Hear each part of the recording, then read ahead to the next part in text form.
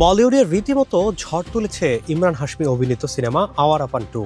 দ্বিতীয় দিনে ভারতের বক্স অফিসে আয় করেছে প্রায় 34 কোটি রুপি। 15 আগস্ট ভারতের স্বাধীনতা দিবস উপলক্ষে ছুটির দিন হওয়ায় দর্শকদের ছিল হল ভর্তি উপস্থিতি। সিনেমাটির প্রায় 10,500 শো চলেছে এই দিনে। তার একদিন আগে মুক্তি পাওয়া সিনেমাটি ক্যারিয়ারের সেরা ওপেনিং দিয়েছে ইমরান হাশমিকে। প্রায় 2 দশক পর আওয়ারাপানের সিকুয়েল হিসেবে এবারের সিনেমা নিয়ে দর্শকদের ছিল তুমুল আগ্রহ। সেই আগ্রহেরই প্রতিক্রিয়া দেখা গেল মুক্তির প্রথম ও দ্বিতীয় দিনে।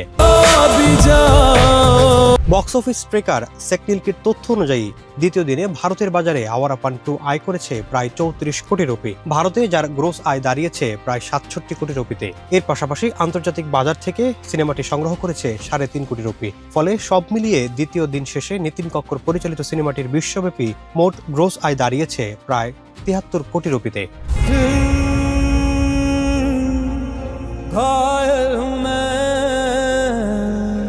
2007 সালে মুক্তিপ্রাপ্ত সিনেমা আওয়ারাপানের সিকুয়েল হিসেবে নির্মিত হয়েছে আওয়ারাপান 2।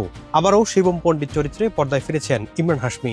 আবেগ ও অ্যাকশনে ভরপুর এই সিনেমায় ইমরান হাশমির পাশাপাশি প্রধান চরিত্রে আরও অভিনয় করেছেন দিশা পাটানি ও শাবানা আজমি। সে সময় সিনেমার গানগুলো উপমহাদেশে তুমুল জনপ্রিয়তা লাভ করেছিল।